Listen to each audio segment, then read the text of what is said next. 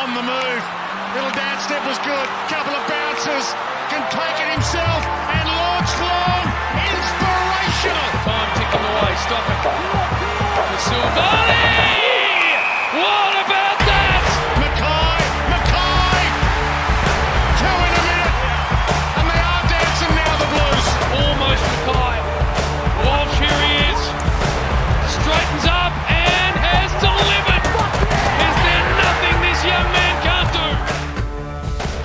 Hello and welcome to the Navy Blue Corner. I'm Ian. I'm joined as always by my good mate Lockie, and I wish this was under some better circumstances. Florida! Unfortunately, the Baggers, we've suffered our first loss of the season. The streak is over. You know, I'm much like many people out there. I was chatting to blokes at work, and we were going through the fixture, and it was like, mate, I can't see us losing a game for the year. Like, you look at the run, and all of a sudden, the danger game comes out. We lose to the Suns. Look, Lockie, I got to ask you just straight away. What do you make of that loss? A lot out there have been saying, oh, the warning signs have been there in some of our wins, and then we're going to lose. So I guess, how are you feeling and how are you seeing this loss? I'm so glad that we always give it 24 hours or so before doing the podcast because I know you'd be the same. Very different feeling to when the final siren went to now. It's definitely put the previous wins into a bit more perspective. And, it wasn't always going to be like this, but a loss was always going to come. We didn't think that it would be in this kind of fashion, but we had to expect it at some point. So, yeah, it's disappointing how it happened, but in the overall grand scheme of things, it hasn't really changed a whole lot of my feeling about the team. But it's just always nice to come into this with a win. Yeah, I still don't know where I sit with everything. I've been, yesterday was so negative. Just everything on social media, I was pretty negative on things, but I don't know. I think a lot of people are expecting us to come into this guns blazing, sack the team, sack the coach, who knows, everything like that. But I don't know. Knowing that we've won games of footy, we've banked some wins early. Yeah, there were some warning signs, and we'll go into that in depth as we move into this podcast. But I'm not as down on it because we're 3-1 and we've lost one. And I think if I'm going to look at it, objectively, okay, I didn't necessarily get as high as some others when we won those games. Yeah, I come on here up and about, and why not? I'm going to enjoy the wins, but I wasn't actually sitting there going, we're the greatest team ever. Everything is perfect. I can't see us actually losing a game. It was more done in a bit of jest. I knew that things were going to happen even before the season. I wasn't sure if we were going to make finals. We still don't know if we will make finals. But I didn't think we were the finished article, and that sort of come into fruition in this performance. So I guess I'm not as down on it because of that. But okay, we need to break down this game. I know before we started recording, we were going through our super coach. We were talking about anything else because we just didn't want to talk about it. But Lockie, what happened for you? Where was the game lost? Why didn't it go to plan? We're all thinking 4-0 coming up against the Suns. You were pretty confident last week when we were chatting about the build-up, not thinking that the Suns were the best team, that it was going to be a bit of an easier one, so to throw you under the bus. So what happened? Well, I mean, not to put any, gas on the fire, but I still don't really rate Gold Coast even much more than I did that week because I feel like we really went down to their level. And I feel like at least with this game, like in some of our bad losses last year, there was so many things that went wrong, and it was often hard to pinpoint certain things. So it was just everything went wrong. And there was a bit of that in this game, but I also feel like there is very obvious, clear things to point to where it's like, if this one thing was different, a lot would have changed. And I don't want to be, putting people under the bus like you just did to me there. But the rucks is definitely the first place that I went. And I want to preface as well, I have not been on Twitter since the game. I don't know what the people are saying. So this is all my own personal takes, and J-Rob, who is watching the game with me. But, obviously that was a domination out of the center, which meant that we couldn't get clearances, and they were just absolutely dominating us, starting from Witsy's hand. Yeah. Oh, 100%. We just didn't get first use the whole game. And we're so We used just to it. absolutely, yeah, and particularly knowing that everyone's coming out and saying that we're just a clearance side, that we're only scoring from there. That's not sustainable. And yeah, it's interesting. We got that taken away from us, and we didn't look amazing. So is that a warning sign for you with the way that our system is and the way that we're playing, that we were so dominant in patches? Like there was that, Richmond game last quarter, dominated clearances, went out to the lead. Doggies, same thing in that second quarter. Hawthorn, again, that sort of first quarter. And even throughout the game, I felt we still dominated those center clearances to give us a chance. By not necessarily having that dominance, is that now alarm bells for you? It's a quiet alarm bell. It's a worry if teams are coming into games against us thinking we're one-dimensional and knowing that if they can take that aspect away, then it's going to take away a lot of our potential to perform well. But we got to have the faith in Vossi that he's got stuff up his sleeve and we can adapt here if we're not going to be able to go, whatever it is, whether Pitt's out for an extended period or whether teams start to adapt. What about you? It's hard. You look at our sort of scoring breakdowns that everyone was saying. A lot of it was that from clearances, but I have these stats up from from this game, and they were saying that the big issue that what we weren't doing was we weren't averaging scores from turnover, which is where historically over the last few years, that's where the premiership teams have got their points from. And Melbourne averaged like 54 from turnover last year. And we were, before this game, averaging 43.3. We were ranked, I think, like 11th or something. It definitely wasn't in the top 8. We got 55 points from turnovers this game. That was the main avenue that we were scoring from. So it's almost seemed in a weird way that we had fixed that to a degree. But then our stoppages, that was the big one where we were getting those scores from, those center clearances, they disappeared. And it almost went the other way. So I don't know whether... And maybe this is a dumb way to look at it, but I wonder if we tried to take away from that slightly to score different ways and then we struggled, or whether it was just clearly that mid dominance where we struggled in the ruck, you lose Cripper, and we just couldn't get our hands on the footy. I don't know exactly where to sit. Interesting. I think the good news out of that, if you're going to try and take positives, which, sorry, I know people don't like it from us, but we're going to come on here where the positive podcast, like that's just what we are. I'm going to try to find positive things. I'm going to try and find the things to give you hope. And I think that's one, is that the turnovers, we outscored them 55-52. So that's a positive, but their stoppages, they scored 28 points from stoppages. We scored 4 points. That's horrendous. That is a massive differential to a facet in the game that we were so good at. I guess...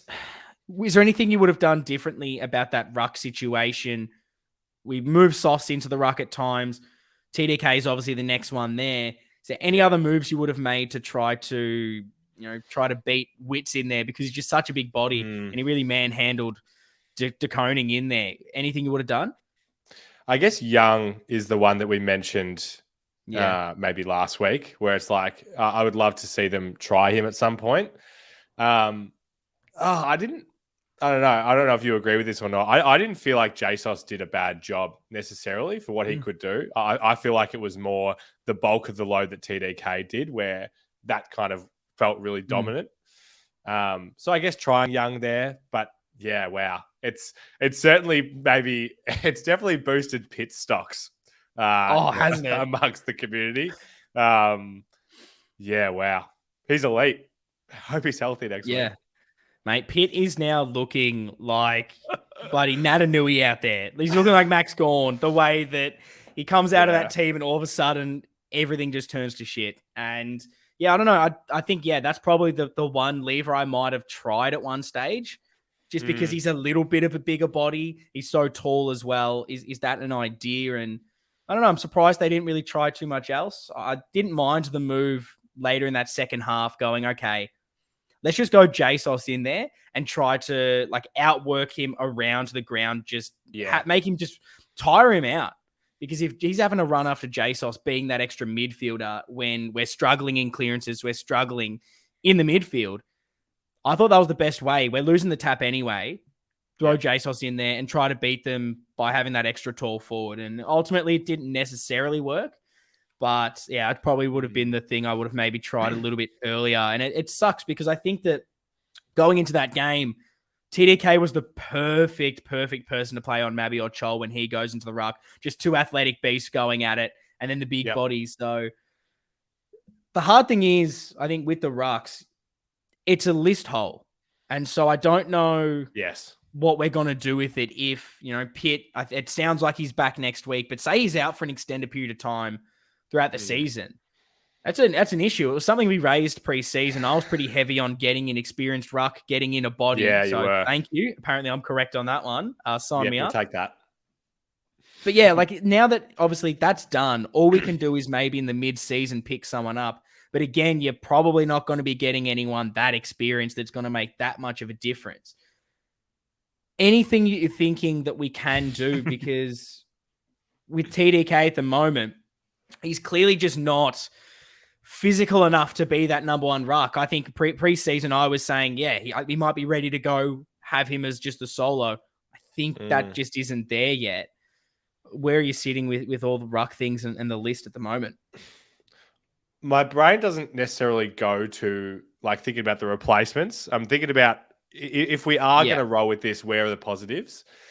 And is there potential, and tell me if I'm wrong, is there potential that Witts had a fantastic game and he is the exact kind of ruckman that is going to dominate TDK, and TDK is going to be able to get on top of some other either less experienced ruckman or less tap dominant guys moving forward?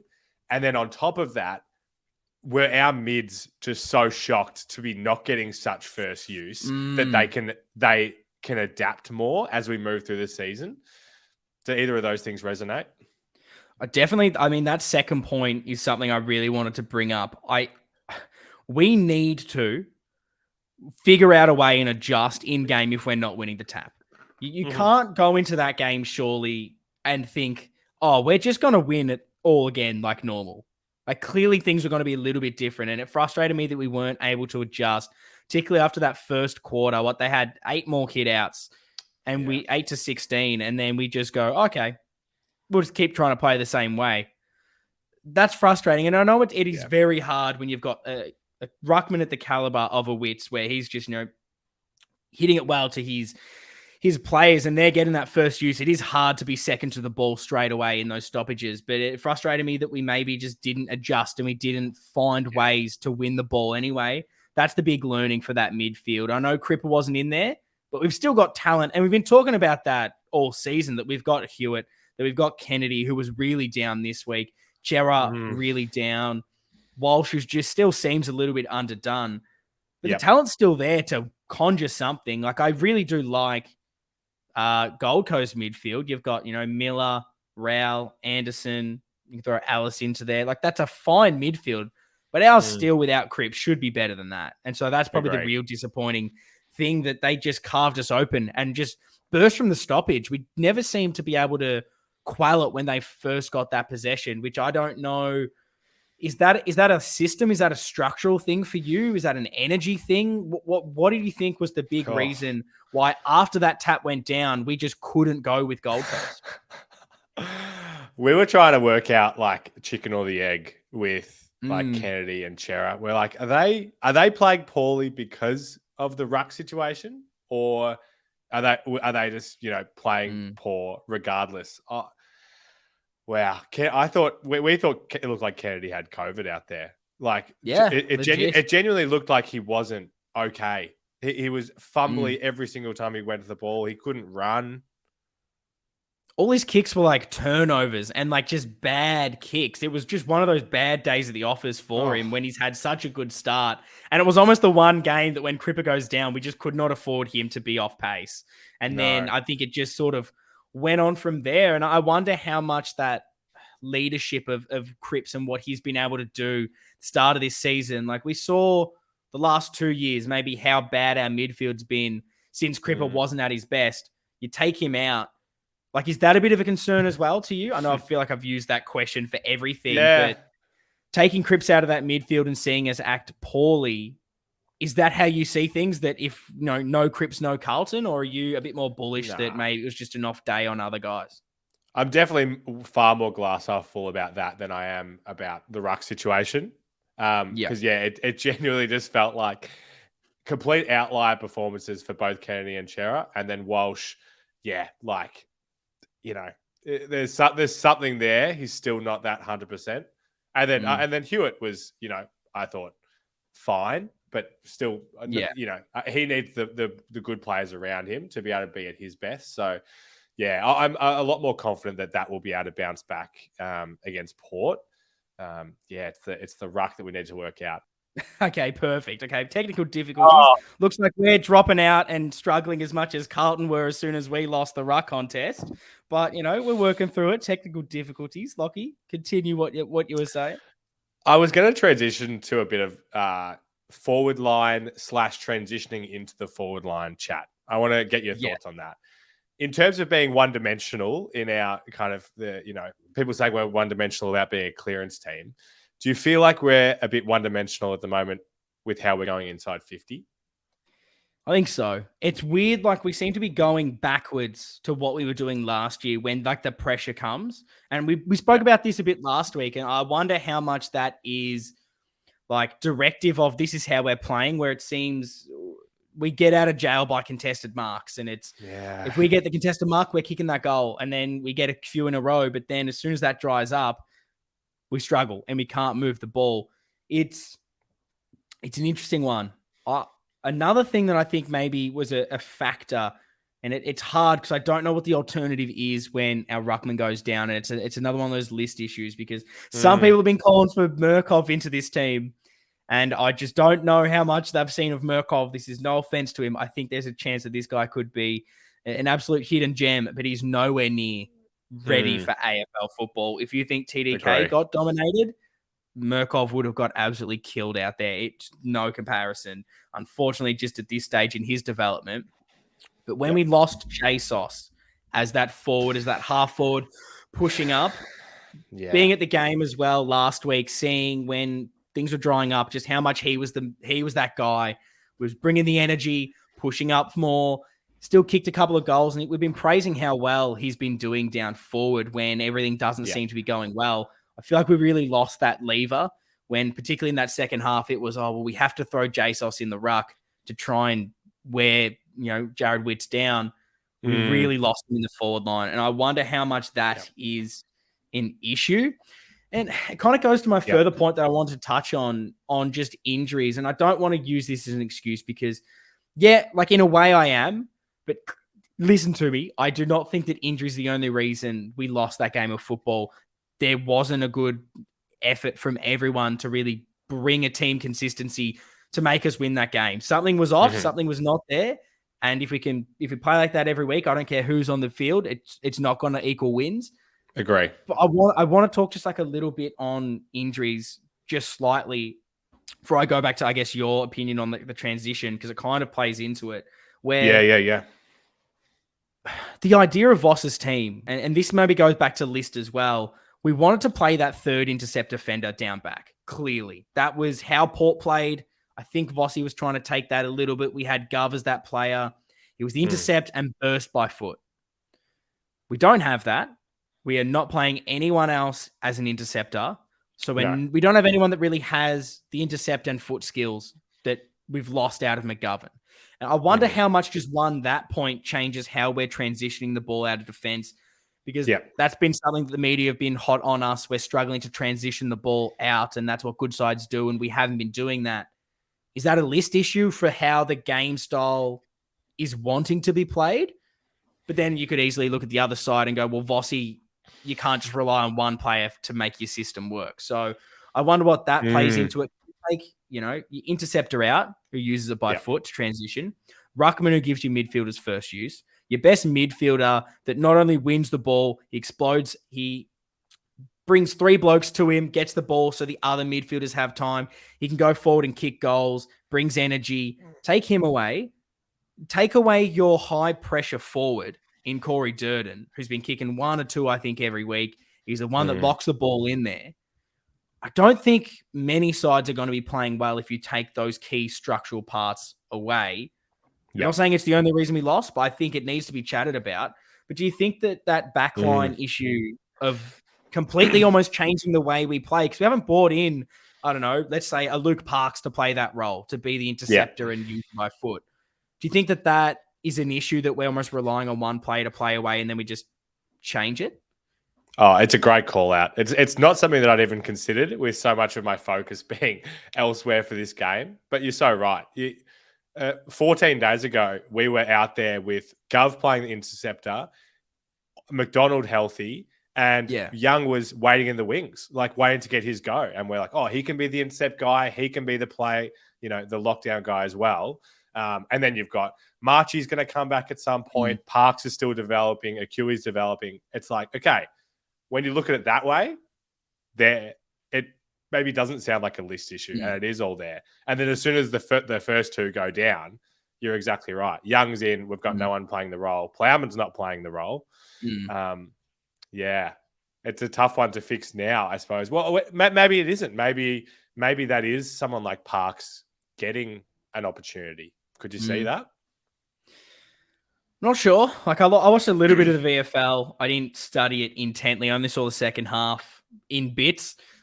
I didn't think he necessarily stood out. He did some okay things. I'm not sure he's necessarily that interceptor. I think we're still hoping Marchie can come in to be that. But it's definitely a hole on the list is those key position players. Like we get an injury to, God forbid, Charlie or Harry at this stage, and it's Brody Kemp coming in, which is nothing on Brody Kemp, but I don't really necessarily see him as being a super exciting key forward at the moment. We lose a couple of defenders, and all of a sudden it's, well, who's coming in next if Lewis Young goes down? It's a bit of an issue, and I get injuries happen. You kind of have to prepare for it. And we said this again in preseason that we maybe didn't get that extra ruckman and extra key tool to develop through. But I wonder how much us not having that interceptor is actually playing a role, because it's clear that that's what Vossi wanted. And we were really moving the ball well when I think about that Richmond game at times. And the best we looked was throughout that Richmond game where we were just able to calm it down, chip the ball through Richmond. And then even against the Doggies before he went down, we were doing the same thing. And it was almost like you took that piece away from us. And all of a sudden we struggled to move the ball a little bit out of our back half. We struggled in that second half against the Doggies when their midfield pressure came. Struggled against Hawthorn when we didn't have it. Struggled against Gold Coast when we didn't have it. So it's a small sample size. It's an issue that Vossi has to figure out, because you're either changing your system because you don't have a player, or you're fitting someone into that hole. And so that's the interesting thing to see over the next few weeks. How do we solve that issue while we don't have that mold of player? Because we probably shouldn't have been, I guess, relying on that, because you can't really trust one player at least that is injury prone. Yeah. Let's get Levi back. What's he doing nowadays? Is he in the league still? Jeez. What? Okay. I want to hear your hot take on Hated this. it. Hated it. Hated it. Disgusting. Like, okay, I'm going. You wanted me to go hard. The listeners, I'm going hard here. This is another thing that we align on. Isn't this great? Oh, okay. I reckon kind when he played for us. Some might not say kind. I reckon I was kind when he played for us. But I'm going big on Levi here. He was your man. Are an absolute nothing footballer. All you can do is kind of mark the ball. You can't kick. You can't handball. You can't move. We gave you so much for such a shit footballer. How many games did this absolute numpty play for us? This muppet of a human being? And he goes around, kicks he almost missed that too, which was the funny part. Like, he was almost thinking too much of this celebration. He goes to the Gold Coast Suns because he can't get into our team anymore, and he grabs the jumper. Look, I could go even harder, but all I'll say is, Levi, you are an absolute clown. Like, seriously, mate. Learn how to kick a football before you start doing that nonsense. Oh, never come to this club again, you idiot. I did not expect that coming into this show. That's great. mate. I need to gonna be fire great up with something, I reckon. Yeah, gee, someone had to cop it. Yeah, and Oh, I'll go where with his to from wife there? too, because she bought all the Levi badges when I went up there the other day, taking the You- piss, going to the Gold Coast shop to get a Levi Casbolt badge, and the wife had bought them all. So the Casbolts, they're in my never again, book. I'm not happy with them. Gee, can't wait for him to be an assistant coach next year. Let's mark this I down. love him. Bring him back. Gee, where That's to from good. there? Oh, where to? I guess. Was there any other big part of that game that you thought was the reason that we did not play well? We've touched on the ruck. We've touched a bit on the transition, bit on the midfield. Anywhere you want to go, I guess, with that? Yeah, I think if I want to give myself a little pat on the back, seeing as you've done Here that we a go. couple of times, the couple of blokes that I have been like a bit down on and want to get some time in the twos. TDK is one of them, and that was before Pitt went down. I don't know if I'm worried, but Jack Martin is really. I really hope he doesn't play next week. Not just for us to get a win, but I think that man needs to get his confidence up in the twos. Please, do a Paddy Dow, have 30, kick 3 goals, get that into you because he's dropping marks, he's missing goals, he's doing that. Like we've said before, not everybody has to be the high possession, multiple goal kicking player, but everybody has to have their role. And his role is to kick goals and do X factor things. You're quoted as saying that. Be the X factor. And he just does. He's just not bringing that. No. And maybe our expectations haven't changed from when we brought him in and we were like, oh, here we go. This guy could be anything. And he can still improve and can still be, I think, in our premiership team. But right now, he is just not giving what other guys could that are not getting a game for me. Yeah, I agree with you. Question just off the top of that. Do you think that he would have played if Durden or then a Motlop was available? Do you think he still sneaks in? It's a good question. I think maybe he does. And I think so many of the supporters as well are a lot higher on him currently than I am. Maybe it's the name recognition. It's the X Factor things. But I really don't think he's done a lot this season in the small sample we've seen. Yeah, I just think there's so many better options there for us right now. Look, I don't want to be too harsh, but I'd even say his whole time at Carlton, he hasn't necessarily done a lot. There's been little glimpses and a couple of games here and there, but consistently has not been there. And absolutely, yeah, it was interesting that he came straight in after obviously missing a week through. It was COVID, I believe, not an injury. But yeah, I don't think he plays. I think Durden stays in and.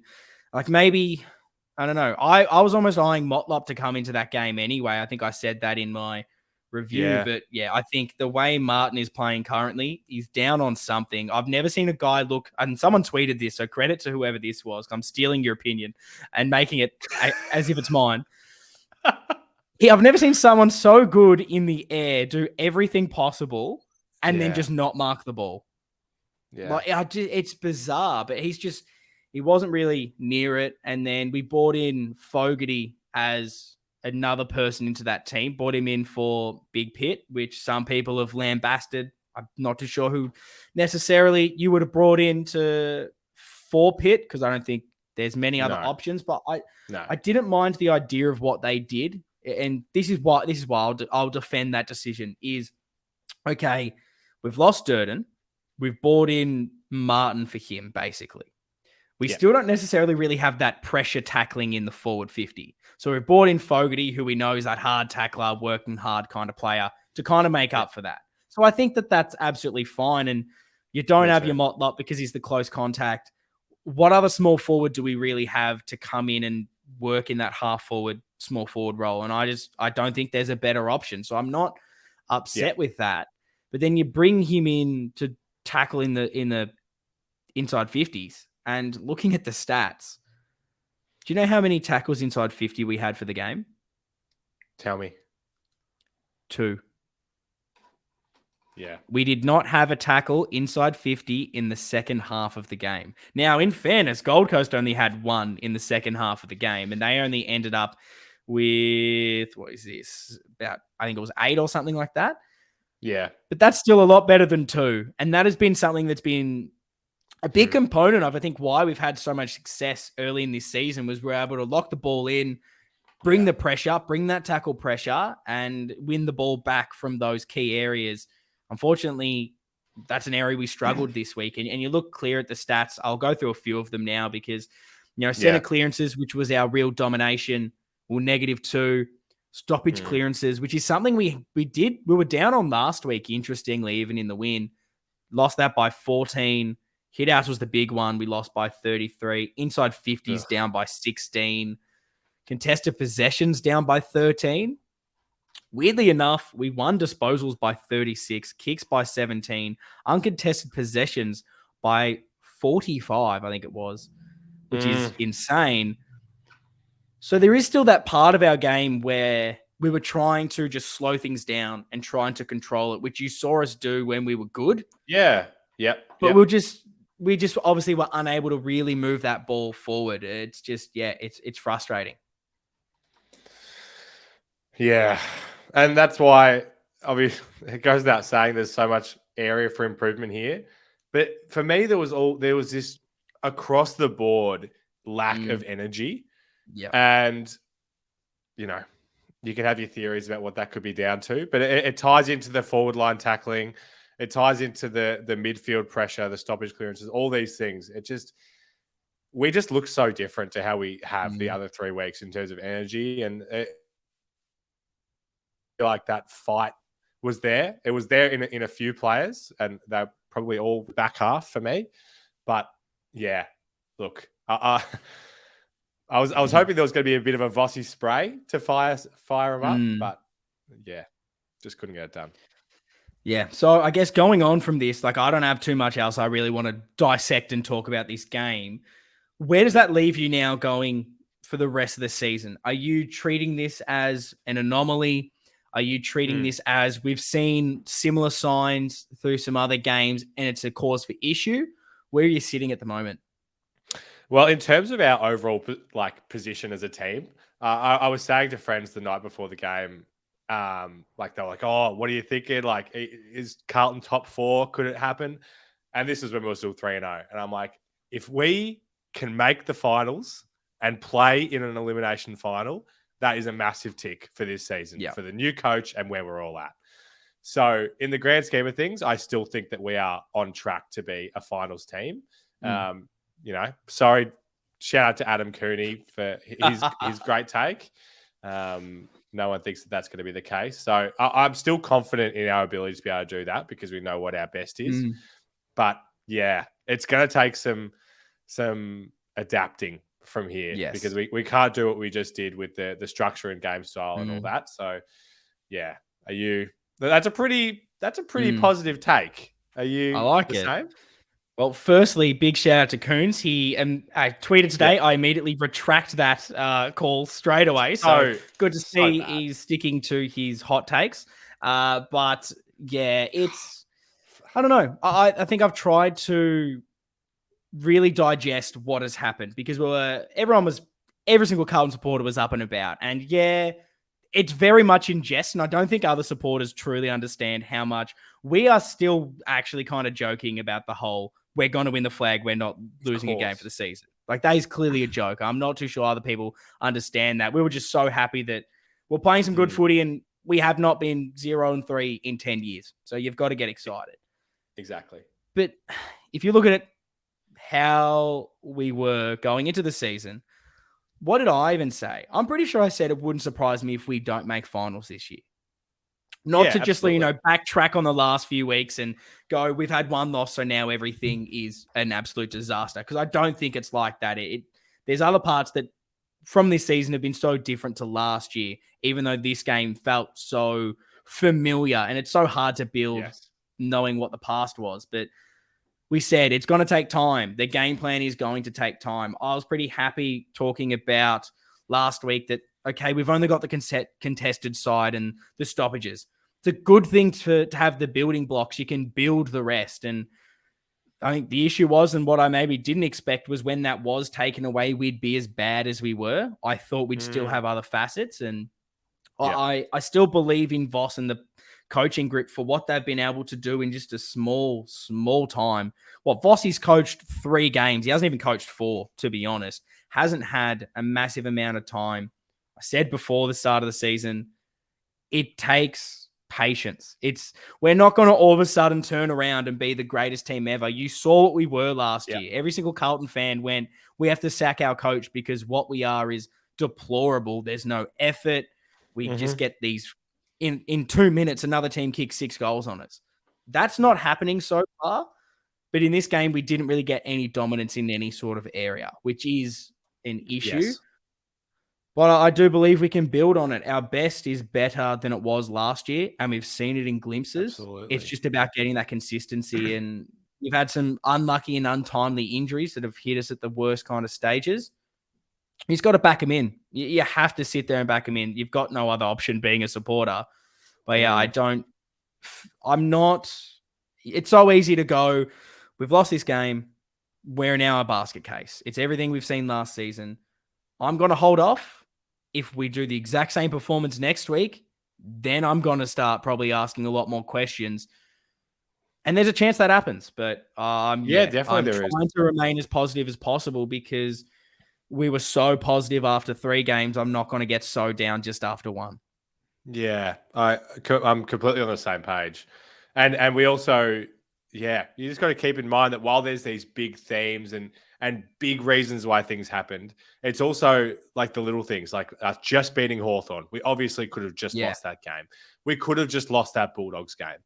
And in the same way, I don't know, Cripps doesn't go down. Obviously they were getting on top in that first quarter, but maybe that's a different story. There was that little period there where we got a bit of a run on late and we couldn't convert. You never know if we could have then. If it was just, if Pitt played, would we have won? There's a legitimate chance. It's the big things, but it's also the little ones. So yeah, you're right. Just got to keep it in perspective and have the faith. Yeah. And it's so hard to change the mentality of a team that is honestly, as we've called it out on the podcast, so mentally weak at times where the pressure comes and we just fold. It's hard to change that. Like that. Yeah. It is a hard thing to turn around in a couple of weeks. And I think that we're better. I hope that we're better. And you kind of make that point. Like I tried to break down the stats and look at the quarters to see if there are any kind of positives. And first quarter was pretty abysmal. Like we started to kick those first 2 goals and it was as if, oh, here we go. Another 10-goal win. Here we go. And then it turned. Cripper goes off. We didn't get that sort of comeback. We only beat them in 2 stats. We beat them in uncontested possessions by 2, tackles by 2, and uncontested marks was level. Second quarter, though, I did think we adjusted a little better and we started to come into it. We won in disposals, kicks, uncontested possessions, only lost contested by 2. So we seemed to even that out a bit. Winning in marks, we're still losing hit-outs, but had more inside 50s by 1, more center clearances by 1, heaps more tackles, which is maybe because they had a bit more of the ball. But then again, we had more disposals, so who knows? But, we kicked, 2 goals 3 to their 2 goals 2 in that quarter. We outscored them, but some of our chances, I think, were a little bit easier to get. And then third quarter, you give away those couple of gimme goals by just a couple of dumb 50-meter penalties to start the quarter. There goes your confidence. And it's very hard to be that resilient and keep going and when you know things are against you. And I think that's the big test. When the chips are down, I wanted to see us fight a little bit more than we did, even though we ended up, winning a lot of the disposal in the last quarter. And we won the last quarter by 7. So we won the last quarter by 7, won the second quarter by 1 point, but first quarter lost by 15. Third quarter was a disaster, lost by 23. We've got to find a way to keep going. And that's another learning. And I'm happy that at least we're hopefully getting this learning in round 4. And it's not something that is going to be an issue for the rest of the season. Like, hopefully we can stamp this out. Yeah. Yeah. Well said. Well said. I'm optimistic still. Absolutely. Anything else you want to touch on this game before we get to fan votes? Because I don't want to talk about this thing for too long, to be honest. It's so hard to build the energy to even get onto this podcast in the first time. This one will be long, long forgotten when we're holding the cup. Oh, I like that. Like that positivity. So let's get into the fan votes. Again, we asked you guys on Love it. Twitter to send them in, and thank you. Thank you for sending them in. Your one vote goes to, and this was very close. I believe it was like 1 or 2 votes between the guy that missed out and got nothing and the guy that got one. The guy that got No, one is, we're of not going course. to. I was going to say, we're not going to say who just missed out because we only say the names of the 3. Sorry to whoever that was. Sorry, mate. You're not important, clearly. Georgie Hewitt gets the 1. Sam Doherty comes in and gets the 2. And your man of the match by far was Adam Sard. What do you make of those votes, Lockie? Happy with them? Don't mind it. Don't agree with him, but I don't mind it. So, saying No, as you don't agree with him, tell me why you voted for your players and what have you gone with the 3-2-1? Oh no, this was a lackluster attempt at the votes from me. As I said, I haven't been on Twitter, so I don't. I'm glad to know that my votes were similar enough to the listeners. So I went 1 for Doc. I've given Williams 2. You didn't say Williams in yours, did you? Well, I haven't said my votes yet, and Yeah. coincidentally, Williams was the man that missed out by I think about 1 vote to get the 1. So we'll get to a bit of Zach Williams chat in a second because I'm very excited. Yeah. He's on my agenda. So you gave him the good. 2, was it? Yeah, 2 for him, and then Sardi 3. Yeah, beautiful. So I'll just quickly jot down mine. I gave 1 to Doc, 2 to Hewitt, and 3 to Sard. I thought, Doc, we'll touch on quickly, just continues his form, just tries his absolute heart out. He's the one down there giving everything. And I just wish in that game, everyone else could have been on his level because you potentially get the win there when Gold Coast get that lead, you push back. But it wasn't to be. And then George Hewitt was really that one midfielder for me that stood out. Like I even wrote down the stats to compare him and our mids to Gold Coast. And he had 29 disposals, which was our leading out of that midfield. Walshy with 28. But I just didn't think Walshy maybe had that influence. And I guess my 3 was just Adam Sard, which I actually wrote. I think it might have been my first note of the game. Yeah, it was. So I write some notes, little dot points as I watch the game. First one was just, God, we missed Sard last week. I know. We're talking about transitions and how much we struggled at times. His ability to just go, I'll just run the whole ground. I don't care. There's 10 guys in front of me. I'll bet you. He's just unbelievable. I don't subscribe to revenge game theory, but I think his best game that I can remember from him was the Bombers game last year. Yeah. And I don't know, there was just something a little bit extra about him in this one. Didn't you feel? I just felt like he just went to another level at times. He's like, I'm going to take this on. I don't know. I'll tell you what, the commentators were trying to make it seem like it was a grudge match for Adam Sard and the fans. And I was like, mate, I don't think he gives a shit about Gold Coast. Like, I forgot he even played for them. I think it's Bombers and Carlton. I don't think he cares or even remembers what happened on the Gold Coast, to be honest. And he probably played like his most games there. I have no idea. But I don't think he cares about what happened there. That's fair. Oh, well, there you go. I had zoned Kelly out that much on this one. We had her down on about level 2 volume. It was a bit of a tough listen. Can she learn how to pronounce our Ruckman's name, please? That was one of my notes I wrote down. Oh, she's not going to get the Casbolt treatment. That was one of the hardest calls to listen to. Me and my girlfriend, even my girlfriend who's not that massive into footy, was just like, I don't think this chick knows at anything what she's talking about here. And it was not a good call. It was it was a struggle.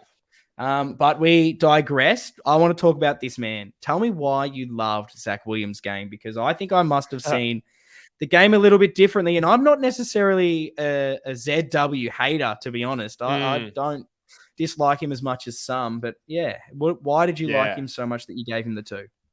Well, firstly, don't you dare put words in my mouth saying that I loved his game. Didn't love his game, but when I was looking at the players to do the votes for, I was like, oh, gee whiz.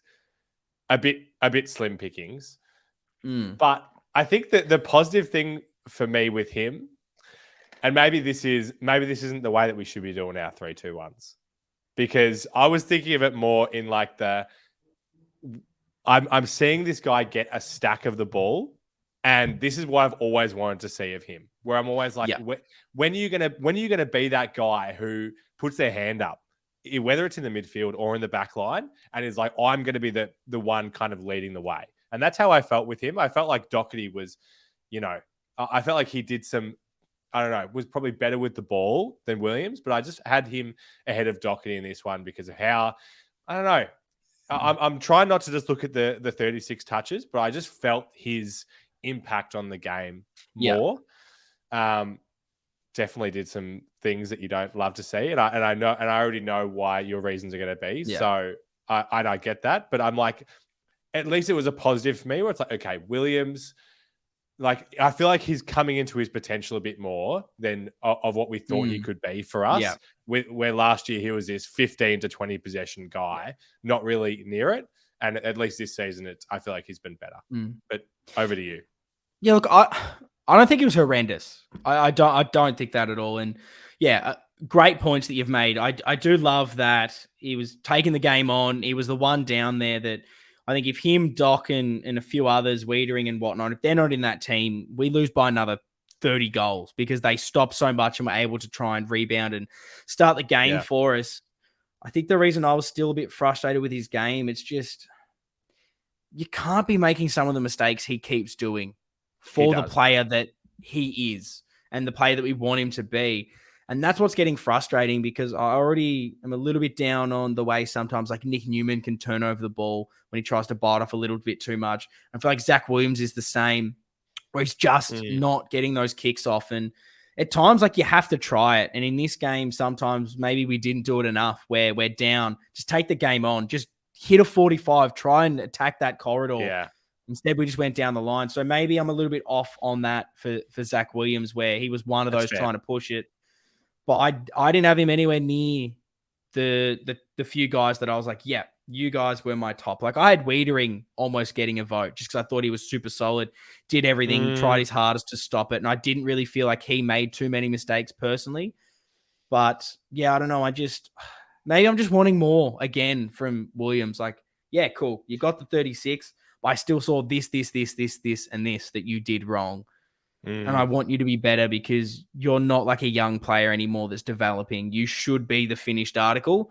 And I just want a better performance when maybe the whole team's down. But maybe that's a bit harsh. I'm not sure. No, I think that's totally fair. I still have the ripping my hair out moments every single game with some of those kicks. But I look at it positively, the point that you made, where I like that he's always going to give it a crack at those bits, and they're the things that lead to those game swinging goals and those awesome plays that we love to see. So I like that he's that guy that tries it, and and I feel like when the whole team is up as well, like those things just seem to work out. Where in this game, it felt like everything that could go wrong did. But so no, that's all. No, 100%. Did you want to jump to some fan questions for me, Lockie? If you think that I have been scrolling through the questions while we've been talking, you would be mistaken, my friend. I'm happy to pad some time, and I'll pad some time with a question that I was going to save, but it's interesting because there was a lot of heat coming towards a certain Tom de Koning after this performance.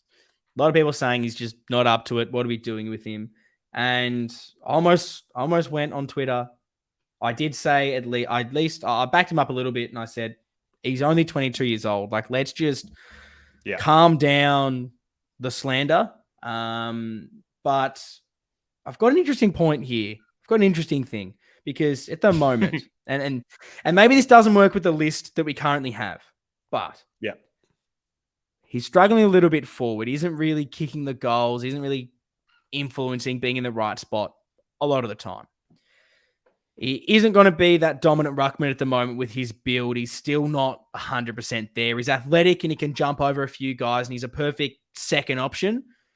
But coming up against the big hitters, a guy that I actually wrote this down, forgot to say it. When Gold Coast played Melbourne, the game I went to, they won the hitouts 49-35, Gold Coast. And I thought Witt's absolutely towed up Gawn watching that game. So Witt is clearly a really good ruckman. Fortunately, Tom struggled in this game.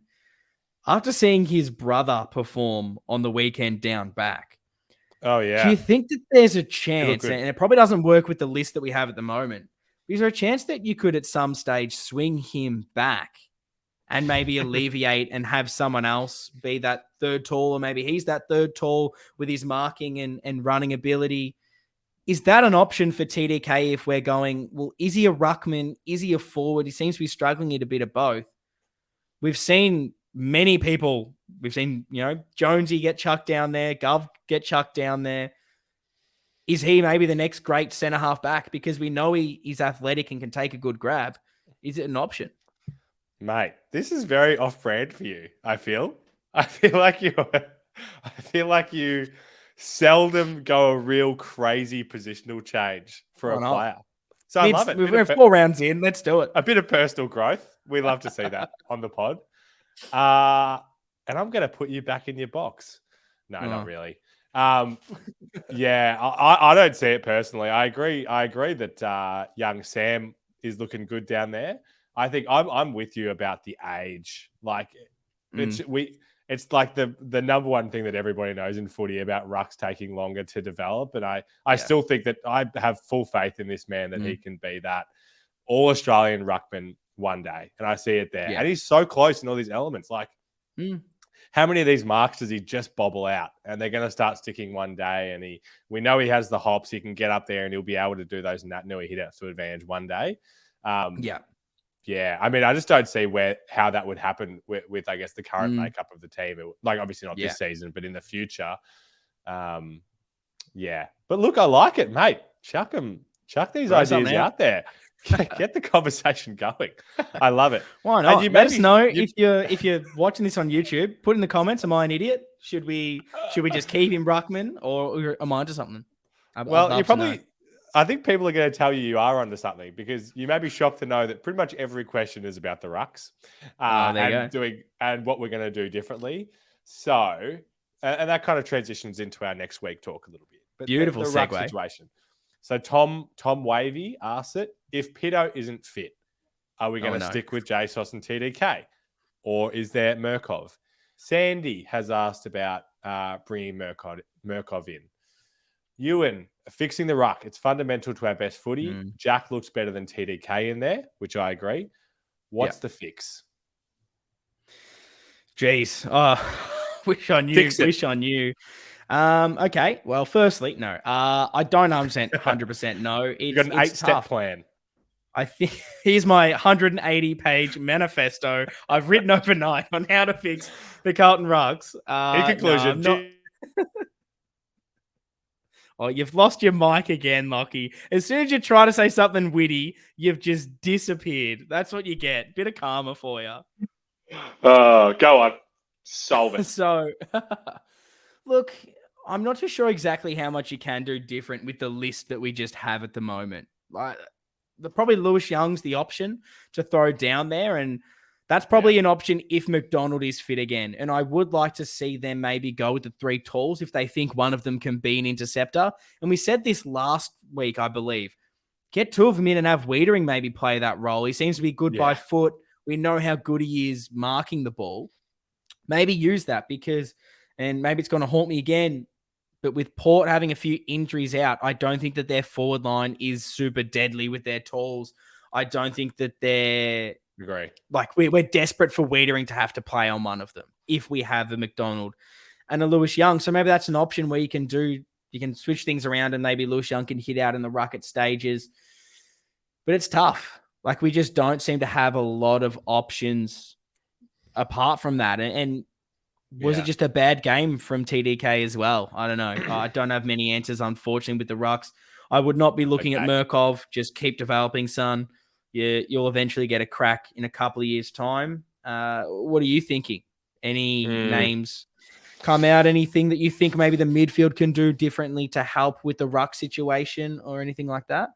Yeah. No, I think personnel-wise, we are a bit hamstrung at the moment, and there aren't really too many other options.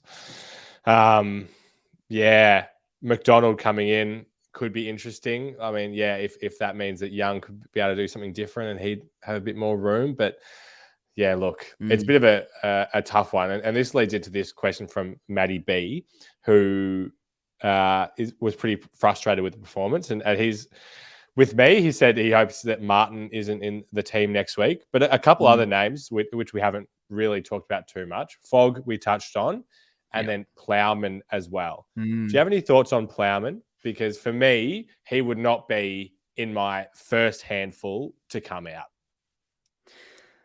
Oh, man, I hate that we are the same person. I don't know what I'm seeing. I don't know what other game everyone's watching. I don't know how out of that game you have gone Plowman first name out of that one. I don't know what he necessarily did wrong. Like, and I'm not, staunchly going to come here and be Team Plowman, because I think when you're looking at that back line at the moment, if a Stocker comes in, which I think we'll touch on when we talk about the Port game, if Stocker comes in, he's probably the first one to come out in that back line, because and I'll steal this one because that's what I do. From Paul Seb, who said this on the fan cams. He was talking about Plowman, and he just sort of said he's a little bit one-dimensional. Like, he's just that small defender, and he doesn't really have that burst. He's not a possession winner. And when you look at the other guys in there, I just thought it was the perfect summation of what I didn't know I was thinking of. Okay, well, you got Newman there, wins the ball. He's sometimes a bit suspect with it, but at least he can add something to the team. Same with Zach Williams. Sard's good down there. We know what Stocker can do. If Plowman's just in there as that small defender, if you can try and trust your system enough to cater it in the way that you've got Stocker's hardness, he's probably that first one to come out, because he doesn't offer anything else. He's just that I'm a defender. So while I didn't necessarily think he had a bad game, like I there's maybe a couple of points you can go, that was bad, but there was a couple of times that I noticed him going in hard to a contest on the wing where the ball was in the air and he had to go, and he went. And then he followed up by a second effort tackle, wins the ball, gets it going. And I didn't think he was horrendous. I'm not sure what seems to happen as soon as we lose a game of football. It's Plowman's the scapegoat. And I don't necessarily think he's the greatest player ever. He's probably not in the best 22. But I don't know. I don't know what I'm not seeing. And again, let us know in the comments what we're not seeing with Plowman, because I just didn't think he was that worse than many others down there. And that's exactly what I would honestly love to see some comments about this, because I agree. I feel like whenever this happens, it's like Plowman is the scapegoat, but no one is putting their finger on what it is about him. And I think you're right. I think it is the summation that you discussed. He doesn't do the flashy things. And so therefore, if he's not doing the eye-catching things, he's not doing anything, which I think is so not true.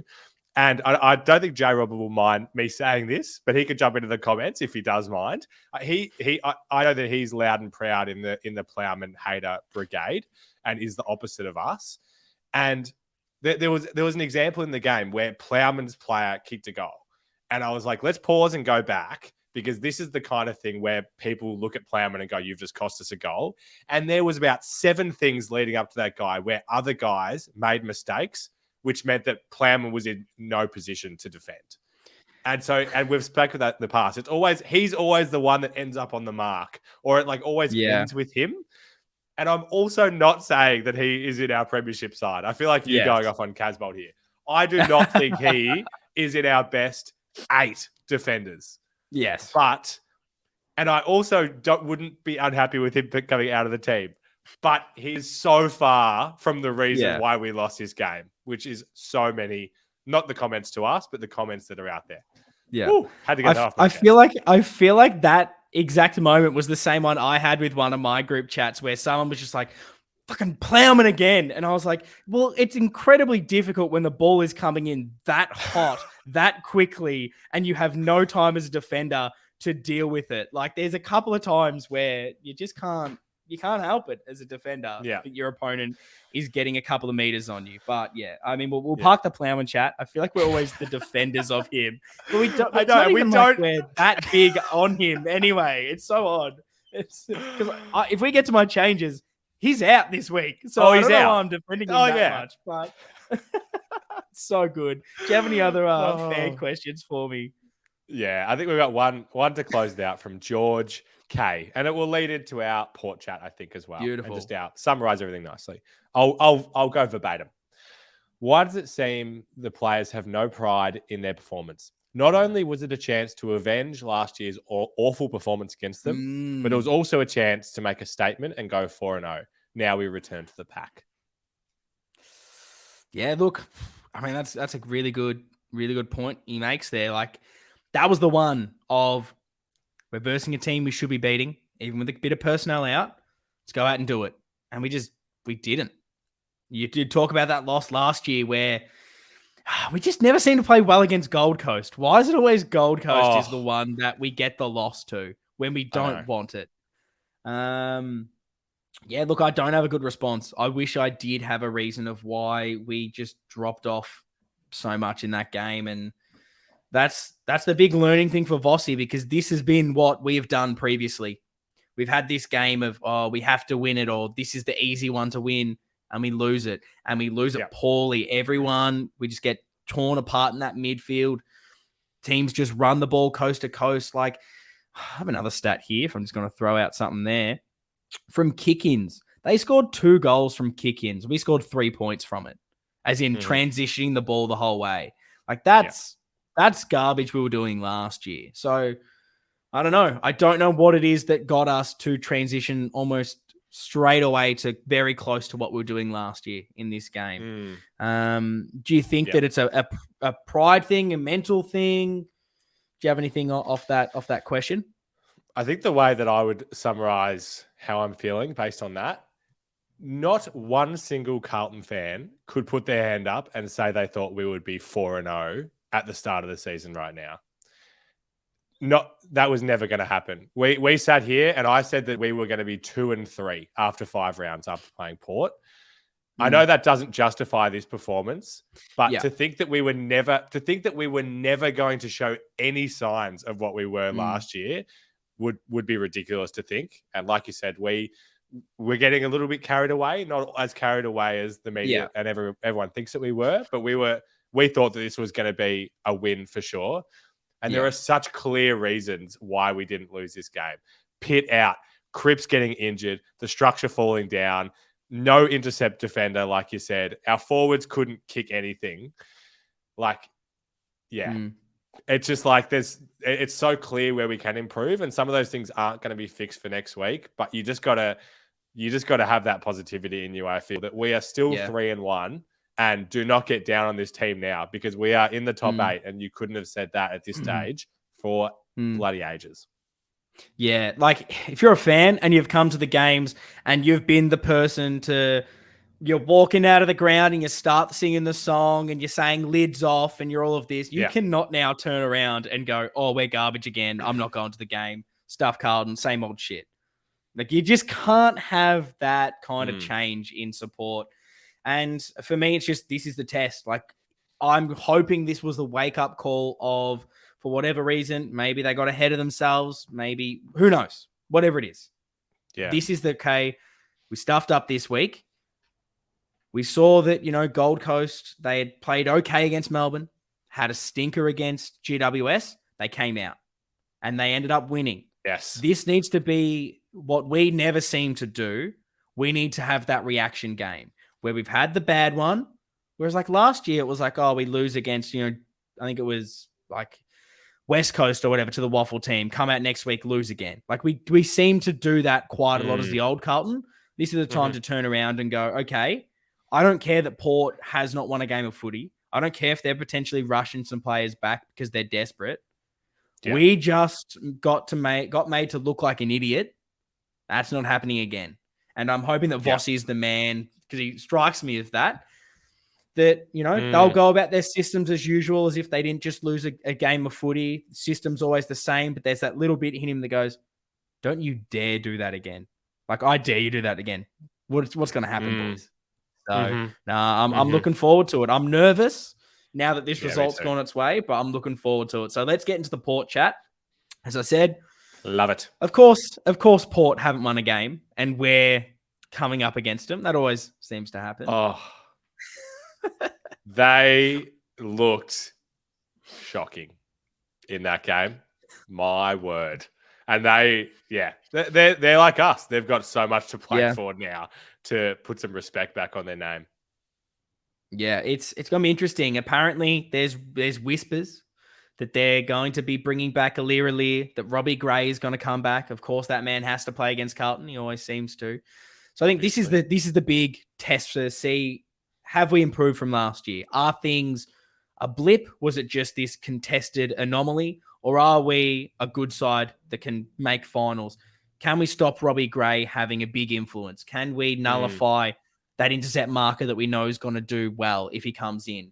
A team that needs a win, we can't be that bunny anymore.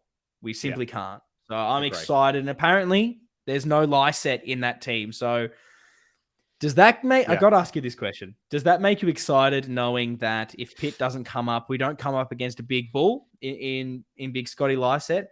Or does it bring you back to when we were laughing about this no-name Peter Laddams coming in and all of a sudden he had like the greatest game anyone's ever had? No, I think it's, you're right. Gee, that gives me PTSD. But no, I think so. I think it's a positive. Obviously, we don't wish players to get injured.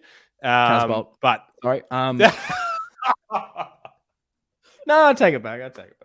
No, I wish him good health. Of course. I just hope he kicks no goals. That's all I want. Obviously. But I think it is. I think it's a positive thing for us to win. I'm not sure what Wines also got subbed out of that game. Hope that he was okay. But I think there's a chance that he will miss, which is a positive for us in terms of winning. But hope that he's okay. So yeah, you're right. Interesting if they do rush some of those guys back, because last time I looked at the timelines, they certainly weren't supposed to be coming back this early. It feels like a very Carlton thing to do of like, oh shit, we need a win. Can you walk? Oh, I'm still in a moon boot. Take that off. You're coming out there this week because you're better than the reserves. So yeah, hopefully we can turn it around and make Port look a fool for maybe potentially rushing these guys back. But before we get into the changes, which we've been going a bit late in this one, which I didn't think we'd get to an hour. So we've done well, to be honest. We've done incredibly well. Not like us to talk for a while. But is there a key for you to winning this game? Is there something you're going, if we do this, we win? Or what are you looking to see out of this game that maybe you haven't from the Gold Coast one? Oh, I mean, it's a shame that this is the first thing that came to mind after we say that we hope that we aren't one-dimensional. But isn't it going to be the clearances? Like if we get on top in the middle and get those clearances, game done. Game done. How are we going to lose? So that's the thing that I'm hopeful to see, and I hope that we see just a different kind of outlook to this week. Because like you said before, it doesn't matter what changes we make. If we play in that same manner, it's not going to be a dub. Yeah, I just want to see the energy back. It seems like when we were down, it was that thing against Hawthorn as well. No one up in front of the ball's moving. No one in the midfield's making options. We lose possession of the ball. It's like we're gassed and we can't keep running with the opposition. I just want to see the energy up because that's when we've looked the best. When we were hounding the Dogs, when we're doing it to Richmond, first quarter against Hawthorn, that's when we looked the best. And it's clearly in this group. We know it's there. If we can get that supremacy in the clearances, get that up, get scoring from that back up. We've seen in this game, I mentioned with the turnovers scoring, if we can get that higher, then that's a better performance. And I'm hoping for 4 quarters because we haven't seen that really at all this season, that a solid 4 quarters. I think this is the week to do it. Bounce back, prove to the people that have hyped you up and now have just left you in the gutters as if they didn't just hype you up for 3 weeks. Make them look like a fool for questioning us. And I know they don't listen to outside noise and they don't care, but I'm hoping to see a bit of a response. So, changes.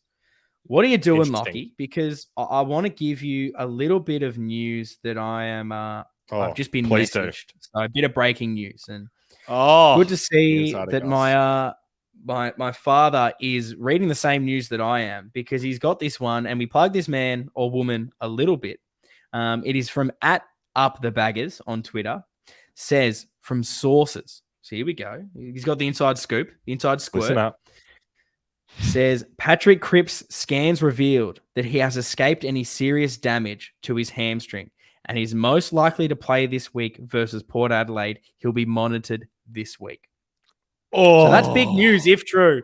If that barbecue sauce is correct, he is playing this week. So if wrong, again, send the abuse. No, don't send the abuse.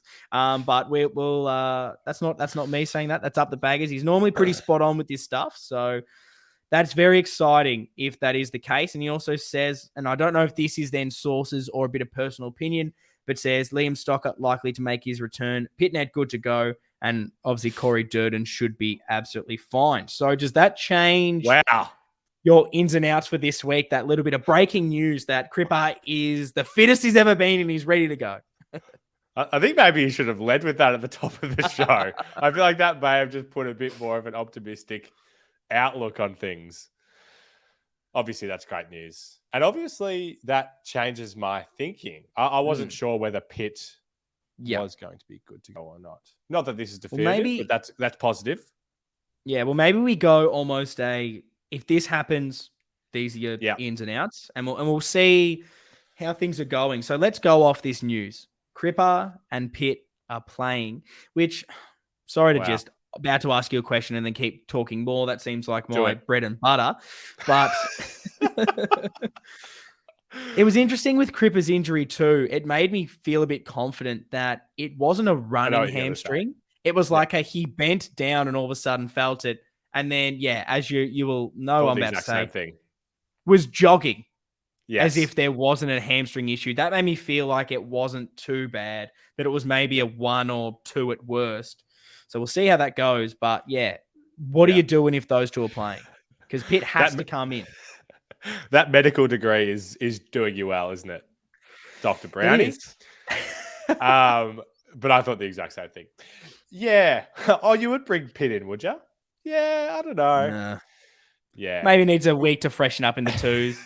Can't just be rushing these guys back. Got to earn it. Very interesting. Well, I think as much as I was all for giving TDK a rest while Pitt was healthy and rolling with the one ruck, I think we're probably best to keep TDK in and get JSOS back to that full-time role, get a bit of stability back into this team. So it wouldn't be him. Martin would be the first out for me. I thought Boyd was respectable in his 3 quarters. Yeah. I forgot about him. He stayed in my team because I forgot he even played, to be honest. But I thought he was fine. And that's not a hit. That's not a knock on him. It's genuinely that I didn't think he really put a foot wrong. I loved loved the bit of candy he sold and then was able to burst through. And that was the perfect kick. It was just that the Gold Coast defender got there.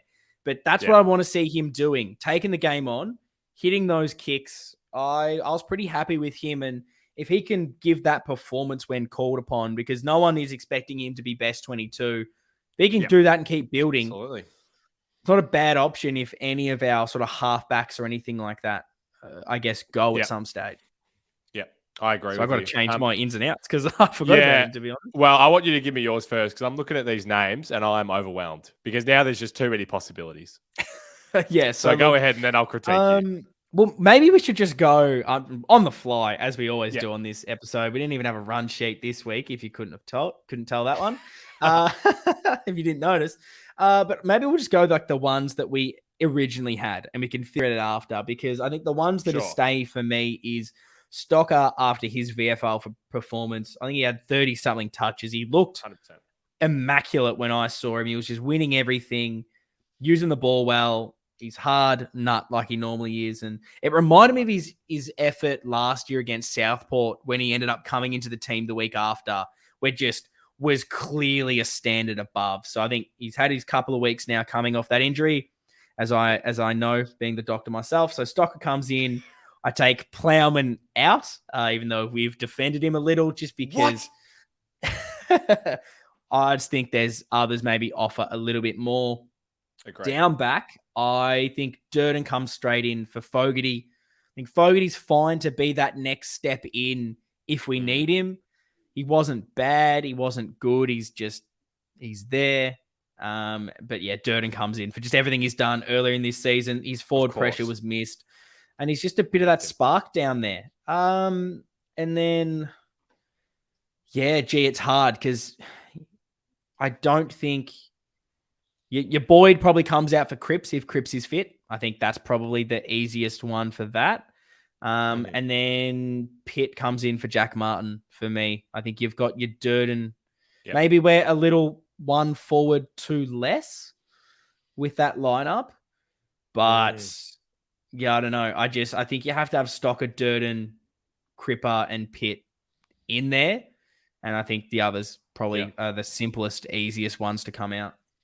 Yeah. No, I really like all of that. And I guess that leads into, the snubs. And maybe if Cripps doesn't pull up, is it Dow? Yeah, I think it has to be, which is probably the best time. He's had a couple of games now where he's been electric. I don't know exactly how many stats he had. I'll try and pad this for time while I load up my Smithies VFL app. Shout out to Smithies, big sponsor of the pot. No, the other guy I'll throw out there to get his numbers was Kemp, because I haven't heard a lot about him recently, but he's another guy, I guess in the VFL that he could be around it. If Boyd isn't going to be the sub this week, then maybe one of these other guys get to go as the sub. Yeah, so thanks for that. Thanks for padding that time while the app loaded. Got you. Paddy Dow got 24 disposals. Pretty much didn't really play the last quarter, so not too sure why they ended up pulling him. Doesn't seem like there was an injury. It seemed like maybe it was a managing. I'm not too sure, but yeah, he was really good when he was in there and kicked a goal. Last week he was exceptional, so it wouldn't surprise me if he would be the one to come in, because you look at the other guys to come in, I guess, as a midfield if you want someone else. And, there isn't really anyone else to come in to just play pure midfield. The interesting thing would be if, say, Cripps doesn't pull up, there's still any chance that he's not 100%. And they went, we've got enough midfielders. We go a different position, which is where maybe your Brody Kemp comes into it. But I don't know. I didn't think he was amazing. He had 19 touches here in the end, didn't kick a goal. I'm starting to worry that he's maybe a bit lost with his role down in the VFL. He seems to be playing this sort of forward-ish role, and I'm just not sure that's the greatest option for him currently. But yeah, I'm not too sure what to do with him, but there's no one else really standing out. Like, weirdly enough, like Cottrell played really well again. Yeah. Absolute burnt Gold Coast out with his running capacity a few times. Got on the end of a couple of snags, but I wouldn't be calling for him in at any stage. And then you've got Nunes just being that solid guy again. He's always around it. Goal, but again, I'm not looking to really bring him in at this stage. Really, the ones that are really calling for it is Dow and Stocker. And even a Motlop maybe. Like, can you see a world where he makes his debut and comes in for maybe a Jack Martin? I can see a world. I can see it. Yeah. As long as he's feeling all good after his health and safety stint, I could see that. And if we're talking about midfield, shout out to J-Rob. One of the things he threw out there on the weekend. What about giving Williams another go back in the middle? Yeah, look, it's an option. I don't necessarily love it. Like, I'm surprised when you have like a Fisher that I don't think's playing necessarily well. Like, I'm going to rattle off a couple here that maybe aren't playing amazing. Like your Fisher, your Martins, those kind of guys. Yeah, they haven't played well so far this year, and they're, I think, lucky at the moment that we don't have a lot of other guys in their roles in the twos that are playing that well. Like, we don't really have those other half forwards. Like a Honey's not there. Motlop didn't play. Cunningham's injured, still obviously recovering. So there isn't a lot of pressure on those kind of spots. I think I'd almost rather at stages like a Fisher being that burst, a Martin getting opportunities to spark him, to do something if he's out there and you've got the option. We saw that work a few times under T, getting him in the center clearances, and he was doing something. Surprised me that we didn't try a couple and pull a couple of levers there this week. I don't know. I'm not sold on throwing Zach Williams in there just yet. I think if his fitness is there, I wouldn't mind him maybe going on a wing at stages, or even Mm, maybe this is a shout. I'm throwing here we people go. into different positions. We seem to have a lot of those halfback flankers going. Yes. Maybe a little bit of half forward time for him. We've seen him kick goals Wow. previously. I remember last year in preseason, he seemed to be playing like mid forward at Mm, stages. And he seemed okay. Like I remember that St. Kilda game, he got that goal from the stoppage, and I was like, oh my God, he's going to win the Brownlow. We've got the greatest player of all time. And yeah, yeah. so maybe that's an option of just sparking something Yeah. by chucking someone somewhere for 5 minutes. I don't know if that's dumb because you're going away from what your structure is and what your plan is. Mm, But I don't know. At least there's a few options to try and spark things up at stages. Like you can easily throw Williams in there and see what can happen. But is he yeah. something that you'd like to see? I mean, not necessarily. I think it's more, thinking about the back line where it's like, okay, well, if McDonald and Stocker are going to come back in the next couple of weeks, it's like, well, okay, where's everybody fit?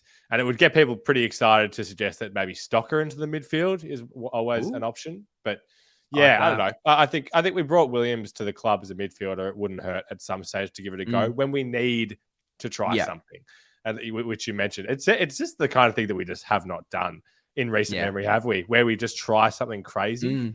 Remember we used to chuck Fev to full back? Like, bring back those days. Don't remind me of that. Don't do the old everything's going wrong. I know what a win is this game. Wadering to full forward. I never want to see that. I never want to see that again. Only last year against North. What a great game. True. Yeah. Is there a case for McDonald to come back this week? Would you have him over a Lewis Young, and would you like him, or would you like him in there as a 3? Yeah, I have no issue at all with those 3, and giving one of them probably either Young or Wiedering the intercepting role. It would just mean that how does that work? Plowman out, and then someone else is going to have to be kind of a bit repositioned to make that happen. But I'm into it. Could you? I don't love it, actually. I take it back. I'm not going to even say it. Not even going to say it. I was almost going to say TDK out, but then I'm like, then we have no second ruck, and I don't want J-Sauce playing that ruck role because I think he's so vital to the forward. So, I'll scratch that. I saw a few comments as I was looking through Twitter of people saying Young out for McDonald to come back in.